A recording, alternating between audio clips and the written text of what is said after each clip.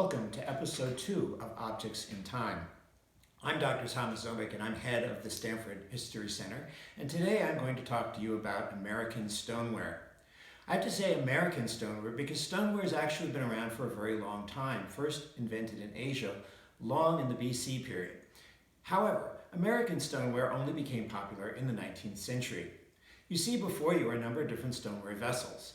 Stoneware vessels varied in size from a half gallon all the way up to enormous ones, 5 to 10 gallons, and were made for containing a variety of liquids and other things, foods usually. The average farm might have had as many as 15 to 20 of these vessels. How are they made? Well, what you see on the outside here is what we call a salt glaze.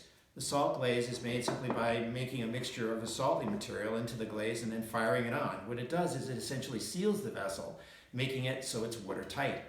On the inside of the vessel, and this one actually has a cover, which is unusual for these, you see something called an Albany slip. It's a brown slip that covers the entire inside of the jar and again makes sure that the ceramic is watertight. Therefore, you could have had things in here like pickles or other kinds of liquids or things in brine and so forth, and the liquid would have remained in the jar. You commonly see these decorated. So here you have a jug. This one actually is decorated with the name of a company. It was in Auburn, New York. And some of them are also commonly decorated with things like flowers and sometimes birds. We call the handles, when they're on either side of a pot like this, ears. Frequently, pots are missing their ears, but really they should have them. And sometimes, as in the case of this one, they're also decorated. Several different parts or places in the country were really well known for making these pots, and you can find them in many antique stores. The majority of the pots in front of you were all made in Lyons, New York. Lyons, New York, ironically, did not use clay sources from Lyons, but actually imported clay from Bayonne, New Jersey. After Ohio began developing as a clay manufacturing area, Lyons and many of the other more northeastern or New England manufacturers went under. But you can commonly find crocks from Burlington, from Bennington, from Utica, commonly made by a company named White's, and Fort Edward, New York.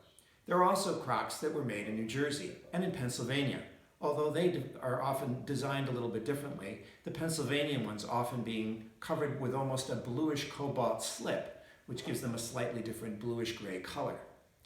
After Ohio, however, began developing its industries, the pots that were made in this part of the country, that is the Northeast and the Mid-Atlantic states like Pennsylvania and New Jersey, gradually evaporated. And eventually, pots were made even further to the west.